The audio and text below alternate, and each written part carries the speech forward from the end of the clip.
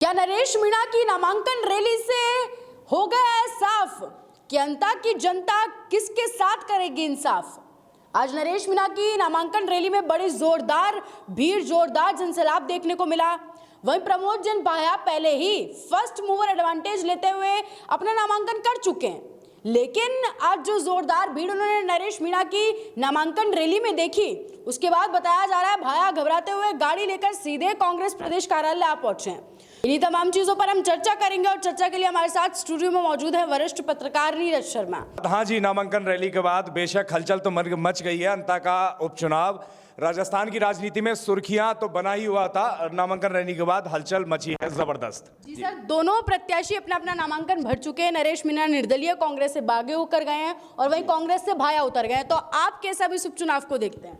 उपचुनाव बेहद जबरदस्त है। आप जिस तरह से देख लीजिए, पहले प्रमोद जैन भाया की बात कर लीजिए, बड़ी पार्टी के प्रत्याशी हैं, पहले 2 बार विधायक रहे हैं, मंत्री भी रहे हैं, एक अच्छी लंबी फहरिस्त है उनके कामों की, उन जनता से के लगातार काम करते रहे, जुड़ाव है, बड़े धन बल वाले उनको बताया जाता है, पैसे का बड़ा बल है उनके पास और money is very important factor in election. ये तो सभी जानते हैं, मानते हैं, जो भी राजनीति से जुड़े हुए लोग हैं। दूसरी ओर नरेश मीणा है, जबरदस्त पॉपुलैरिटी है, एक बड़ी मात्रा में यूथ उनसे जुड़ा हुआ है, जहां जाते हैं भीड़ लगाते हैं, मुद्दों की राजनीति करते हैं, मजबूती से खड़े रहते हैं लोगों के साथ और अपने अड़ियल स्वभाव के लिए जाने जाते हैं। जनता के लिए जो उनका अड़ियल स्वभाव है, अड़ जाते हैं, टिक जाते हैं, उसकी वजह से उनकी खासी पॉपुलैरिटी है। तो चुनाव बेहद जबरदस्त है और आगे चुनाव में क्या होना है वो देखने को मिलेगा। लेकिन अभी आप नामांकन रैली के हिसाब से अगर इसको डिकोड करके देखेंगे तो नामांकन रैली में नरेश मीणा की में जबरदस्त भीड़ थी और बाहर के नेता भी उनको सपोर्ट करते हुए देखे। ये राजेंद्र गुड़ा की बात कर लीजिए, वो भी कांग्रेस से जुड़े हुए नेता हैं, एक तरह से बागी हैं, कांग्रेस को पहले ही लगातार निशाने पर लेते रहे हैं, उसके लिए जाने जाते अपने बयानों के लिए। समाजवादी पार्टी से अतुल प्रधान एक जबरदस्त चेहरा नजर आया उनके साथ, वो भी उनको बाहर से भी समर्थन मिलता हुआ दिख रहा है। कौन कौन आगे किसके साथ नजर आता है इससे भी आगे पता चलेगा। अच्छा सर, बताया जा रहा है नामांकन रैली को भाया सीधे गाड़ी लेकर कांग्रेस प्रदेश कार्यालय पहुंच गए, उसे आप कैसे देखते हैं? ये चर्चा में तो रहा, हाँ, मीडिया में बेशक कई जगह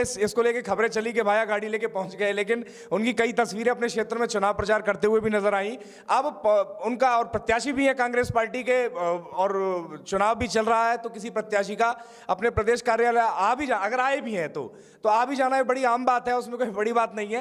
पर हाँ, नामांकन रैली से घबरा कर आ गए, हो सकता है बड़ी संख्या में उन्होंने भीड़ देखी हो तो उसकी वजह से वो अपनी गाड़ी लेके कांग्रेस प्रदेश कार्यालय आए हो। आज अगर आपने दिन में देखा होगा, एक फोटो भी वायरल हुआ जिसमें नरेश मीणा के खुद के ऑफिशियल पेज पर उनकी नामांकन रैली लाइव चल रही है, उसमें बड़ी भीड़ दिख रही है, हजारों लोग उसको लाइव देख रहे हैं, लाखों लोग जुड़ रहे हैं उससे। उसी दौरान टीकाराम जूली, कमेंट में नाम नजर आता है कि Tikaram Jully also watching live या ज्वाइंट लाइव ऐसे करके जो आता है। तो अब ये समझिए कांग्रेस पार्टी ने सबको नरेश मीणा के पीछे फोकस। अब नेता प्रतिपक्ष अगर लाइव देख रहे हैं किसी निर्दलीय प्रत्याशी के पेज पे तो निश्चित तौर पे कांग्रेस पार्टी सीरियसली नरेश मीणा को ले रही है और लेना भी चाहिए। और जो उनको समर्थन मिल रहा है अंतर चुनाव को लेकर, उसको देखते हुए भी चुनाव अगर ढंग से लड़ना है और सीरियसली लड़ भी रही है अगर कांग्रेस पार्टी, तो अच्छी बात है कि प्रदेश का प्रत्याशी को कार्यालय तलब कर लिया, वो वहां जा रहे हैं और नेता प्रतिपक्ष लाइव देख रहे हैं। डोटासरा जी को भी हो सकता है कुछ देखने पे, संभालने पे, चेक करने पे लगा दिया हो। अच्छा सर, थोड़े दिन पहले एक वीडियो वायरल हुआ था जिसमें तत्कालीन मुख्यमंत्री के कार्यालय के बाहर से वसुंधरा राज्य की बहुत सारी गाड़ियां निकल रही थी, तो क्या ये संभव है कि तत्कालीन मुख्यमंत्री और पूर्व मुख्यमंत्री के बीच में अंता उपचुनाव को लेकर कुछ बातचीत हुई होगी? बेशक हुई होगी, क्योंकि अंता उपचुनाव एक तरह से साख तो बना ही हुआ है कांग्रेस और भाजपा के लिए। नरेश मीणा ने इस गेम को इतना इंटरेस्टिंग बना दिया, विश्वास मानिए जो लोग देख रहे हैं वो सहमत होंगे, जो सहमत है वो कमेंट में भी सहमति दर्ज करें कि नरेश मीणा की एंट्री ने इस चुनाव को इतना ज्यादा इंटरेस्टिंग बना दिया कि दोनों पार्टियों की आपस में, आप देखिए साख की बात तो है ही, दोनों पार्टी लड़ रही है, राष्ट्रीय स्तर की पार्टी है, लेकिन नरेश मीणा ने इतना इंटरेस्टिंग बना दिया कि बाई चांस अगर डार्क हॉर्स बन के ये आदमी निकल गया तो दोनों की पार्टी की राजनीति को जबरदस्त डेंट मारेगा। और विशेष तौर पे कांग्रेस पार्टी से बागियों को चुनाव लड़ रहा है और फिर जीत गया है, कांग्रेस पार्टी को जबरदस्त डेंट मारेगा। शायद इसीलिए टीकाराम जूली लाइव देख रहे थे।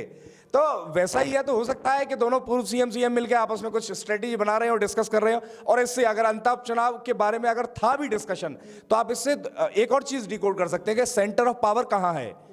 सेंटर ऑफ पावर वहीं है जहां होना चाहिए, इसीलिए शायद उपचुनाव के बारे में भी डिस्कशन करने के लिए गाड़ियां वहीं जाती हैं। अच्छा सर, डिस्कशन भले ही हो रहा है लेकिन अभी तक भाजपा ने प्रत्याशी नहीं उतारा है, तो क्या इसका नुकसान भाजपा को उपचुनाव में देखने को मिलेगा, क्योंकि सबसे पीछे है रेस में? देखिए हाँ, नुकसान बेशक हो सकता है, और दूसरा अगर पुराना ट्रैक रिकॉर्ड भी आप देखें तो भाजपा की एक अपनी स्ट्रेटेजी रही है।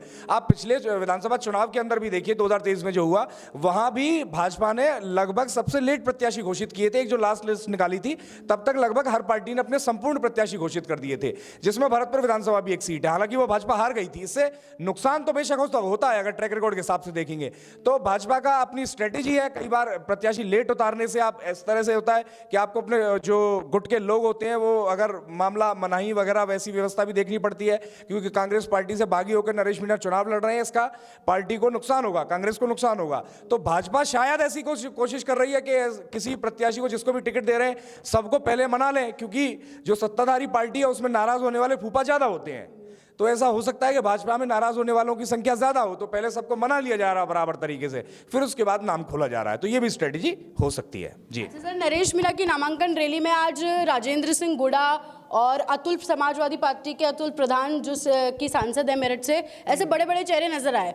तो भाया की रैली में कौन कौन स्टार प्रचारक होने वाले हैं? होने वाले हैं वो तो देखा जाएगा, लेकिन होने चाहिए। कांग्रेस पार्टी के सभी बड़े नेता होने चाहिए। टीकाराम जोली तो निश्चित तौर पे होंगे, उम्मीद है, क्योंकि जब लाइव देख रहे हैं वो बैठकर नरेश मीणा के पेज पे कि कितनी नामांकन में भीड़ आ रही है, क्या हो रहा है, क्या दृश्य चल रहे हैं, तो वो तो निश्चित तौर पे होने वाले, प्रचार के लिए तो आ ही जाएंगे।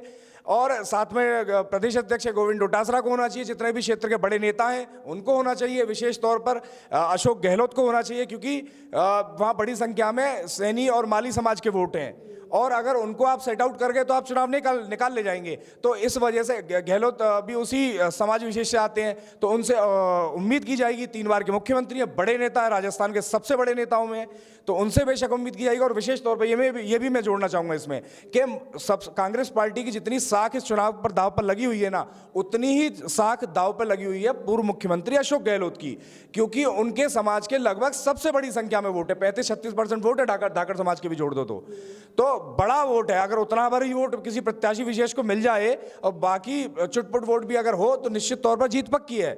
जीत का रास्ता धाकड़ समाज और मैली समाज, शाक्य समाज, कुशवाहा समाज, इन लोगों के वोट से होकर जाता है अंता विधानसभा के अंदर। तो इन वोट्स को टारगेट करने के मसीहा कांग्रेस पार्टी के अंदर आप अशोक गहलोत जी को देख सकते हैं, तो वो तो निश्चित तौर पर प्रचार में नजर आने चाहिए, उम्मीद आएंगे भी। तो आगे देखने को मिलता है कि कौन क्या होगा जी। तो आप क्या कुछ राय रखते हैं इस पूरी बातचीत पर, हमें कमेंट सेक्शन में जरूर बताएं, और ऐसे जुड़े रहें राजस्थान वन के साथ।